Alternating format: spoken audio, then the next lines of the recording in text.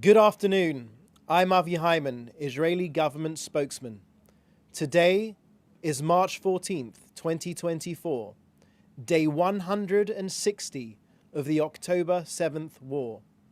160 days on, our war aims remain the same.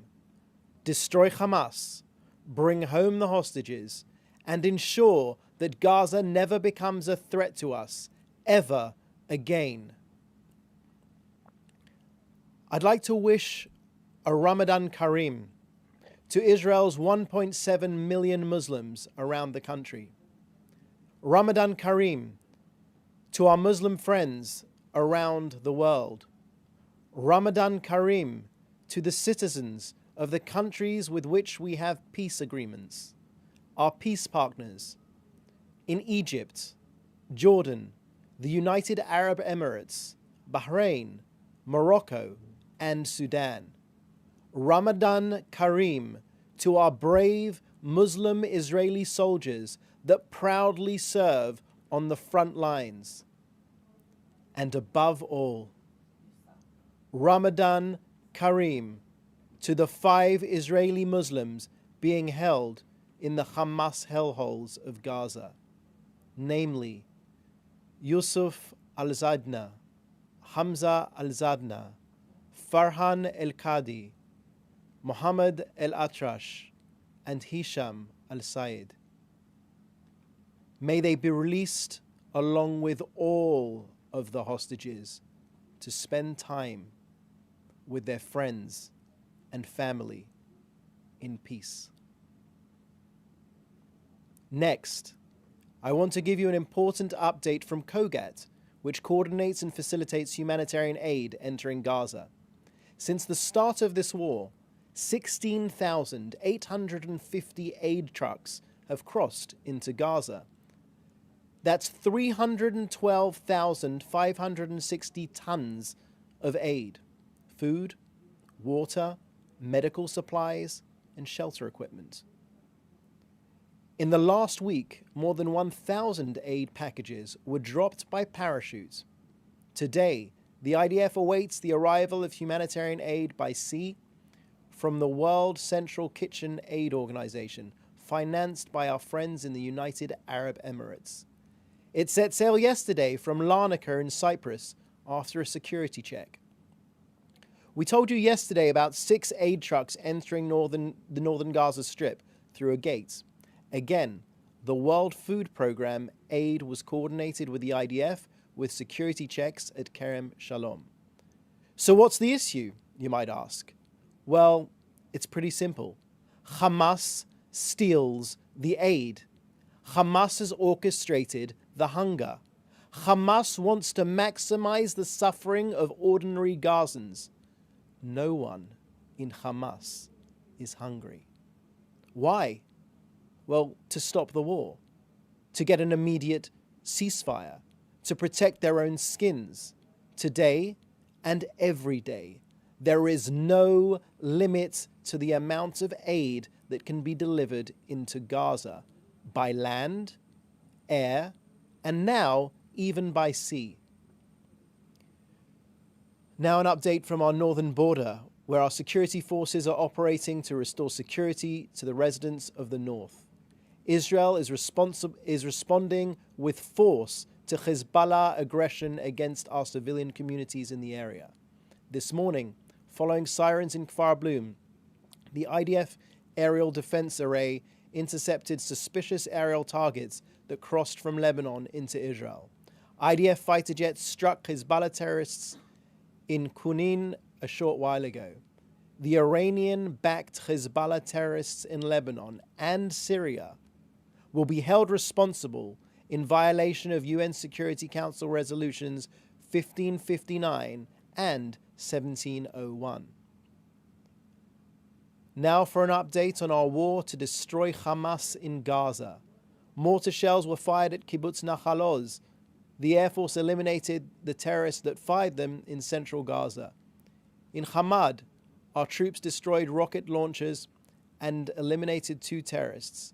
In Bani Sohila, 5 terrorists in a Hamas weapons storage facility were eliminated after opening fire on IDF troops.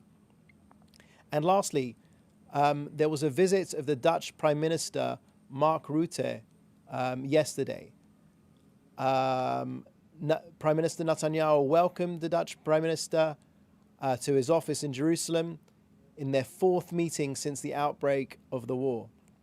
Prime Minister Netanyahu emphasized that entering Rafah was essential for realizing the goals of the war. The Prime Minister also emphasized that unilateral recognition of a Palestinian state would be considered as an achievement for Hamas. The Prime Minister stressed that Israel is determined to replace UNRWA in the Gaza Strip without hindering the aid, and he thanked the Dutch Prime Minister for freezing financing for the agency. That brings us to an end of today's briefing. I will now take your questions in the chat. Once again, please do state your name and your media outlet with your question. Thank you, Avi. First question from Giddy Kleinman from the BBC. Earlier this week, Car News and Ynet reported that a shipment of 114,000 tons of flour was released from Ashdod port after much delay and transferred to Kerem Shalom crossing. Can you confirm this shipment was indeed transferred from Ashdod port to the crossing? And can you give more details on where it is now?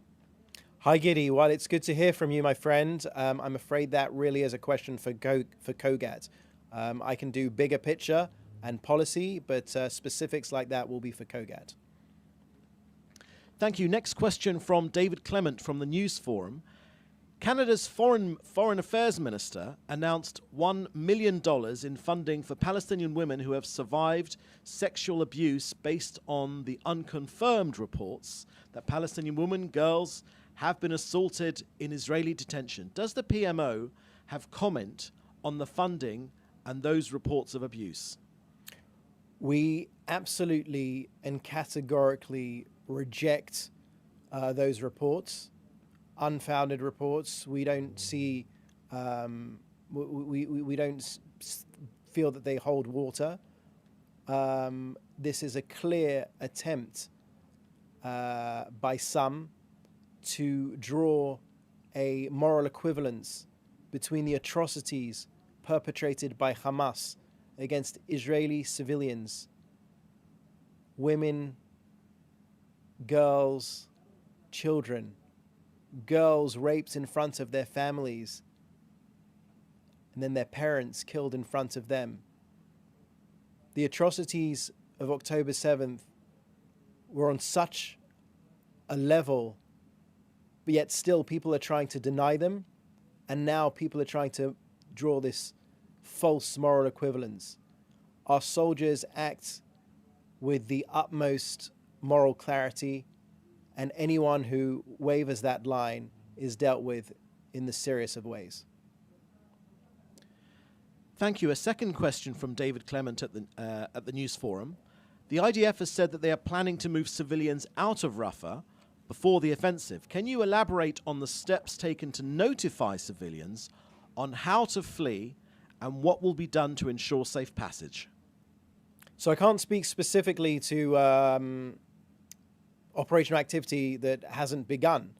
What I can say is that there are clear historic precedents. Dare I say historic precedents, because they happened in recent months, by which we already evacuated mass numbers of Gazan civilians.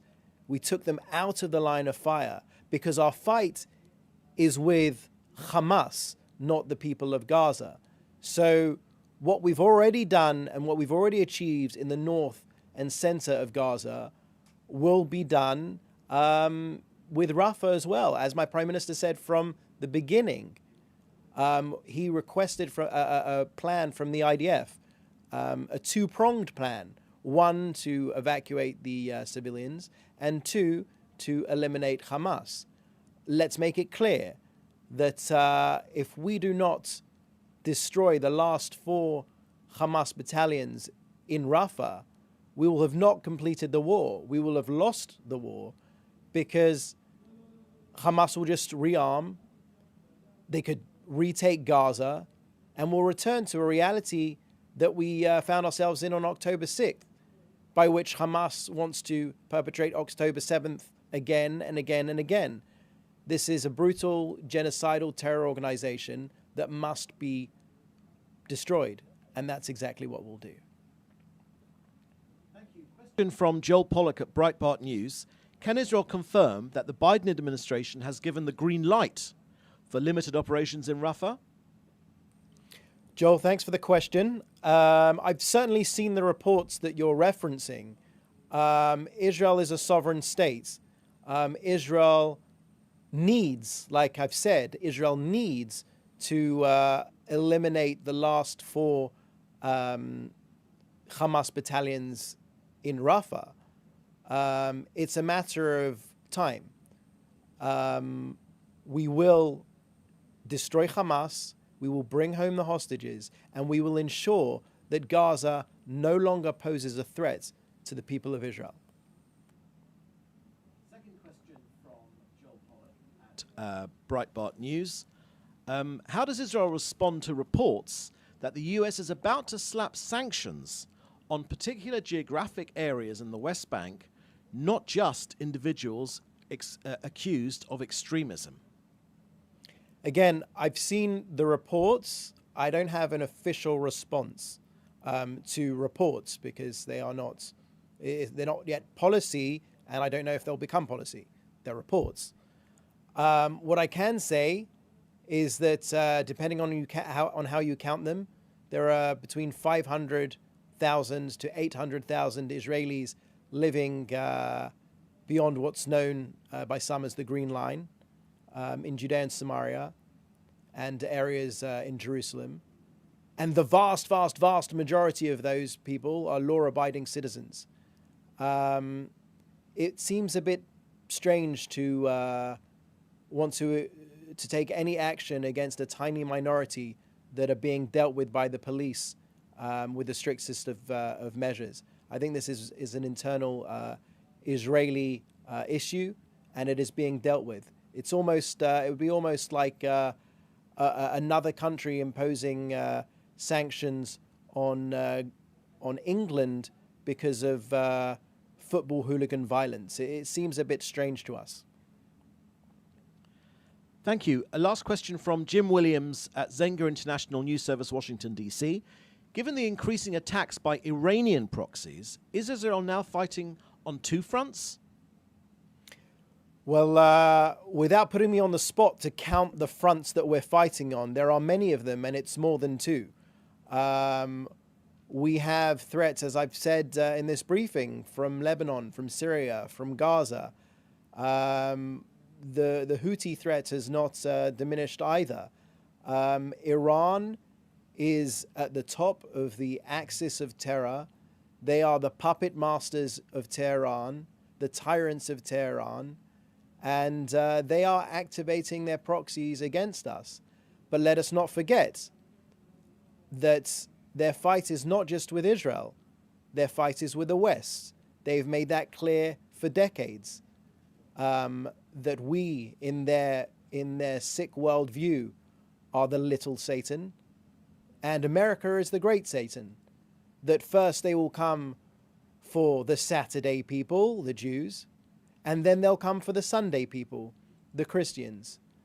The world needs to be united along the lines of what my Prime Minister has been saying for 30 years, which is Iran poses a global threat, and we need to defend ourselves against the threats posed and the aggression of their proxies. Thank you. That was the last question. Thank you very much, and we'll be back at a different time on Monday. Thank you.